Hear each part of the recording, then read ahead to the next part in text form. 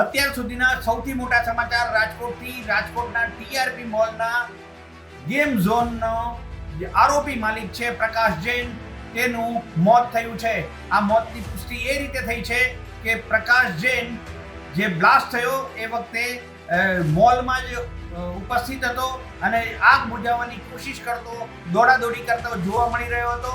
આ પુષ્ટિ એ રીતે થઈ કે એમનો ડીએનએ ગાંધીનગર એફએસએલમાં મોકલવામાં આવ્યો હતો, જે મેચ થઈ ગયો છે.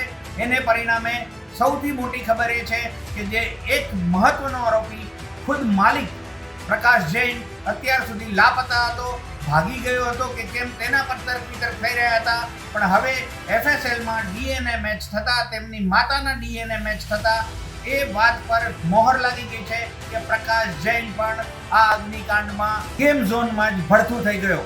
કેટલાય રહસ્યો ધરબાઈ ગયા છે, કેટલાય રહસ્યો પ્રકાશ જૈન પોતાની સાથે લઈ ગયો છે.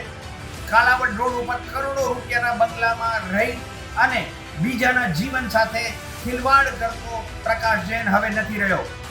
કહેવાય છે કે આખો મોલ જે હતો, આખો જે ગેમ ઝોન હતો, એ ગેમ ઝોનનું નહોતી બીયુ પરમિશન, નહોતી ફાયર સેફટીની પરમિશન અને કાગળ પર પણ કોઈ પ્રકારનો ગેમ ઝોન દર્શાવાતો નહોતો એવી વાત સામે આવી છે. એટલે કોર્પોરેશનથી માંડી અને પોલીસ તંત્ર સુધીની કેટલી મોટી લાલિયાવાડી ચાલતી હશે એની કલ્પના માત્ર કરવી રહી.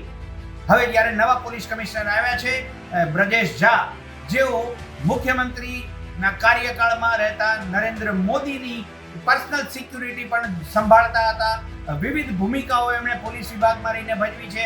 એ બ્રજેશ ઝાની હવે અગ્નિ પરીક્ષા રાજકોટમાં છે. કારણ કે કહેવાય છે કે ભારતીય જનતા પાર્ટીનું વર્ષોથી મહાનગરપાલિકામાં શાસન છે અને આ ગેમ ઝોન અગ્નિકાંડ પર લીપાપોતી કરવા માટેના કેટલાય પ્રયાસો કરવામાં આવશે, પરંતુ બ્રજેશ ઝાએ એ તમામ પ્રયાસોને નાકામ કરવા માટે અને એક પ્રામાણિક અને કાર્યદક્ષ પોલીસ અધિકારીની પોતાની છબી બનાવવા માટેની આ સૌથી મોટી અગ્નિ પરીક્ષા રાજકોટમાં છે. જોવાની અને મહત્વની વાત એ છે કે 3 આરોપી પકડાઈ ગયા ગેમ ઝોન કાંડના 48 કલાકમાં. એક આરોપી આબુથી પકડાયો ધવલ ઠક્કર અને મૂળ માલિક ગેમ ઝોનનો મૂળ માલિક પ્રકાશ જૈન પોતાના જ રચેલા લાક્ષાગ્રહમાં અન્ય નાગરિકોને લઈને પોતે પણ ભડથું થઈ ગયો.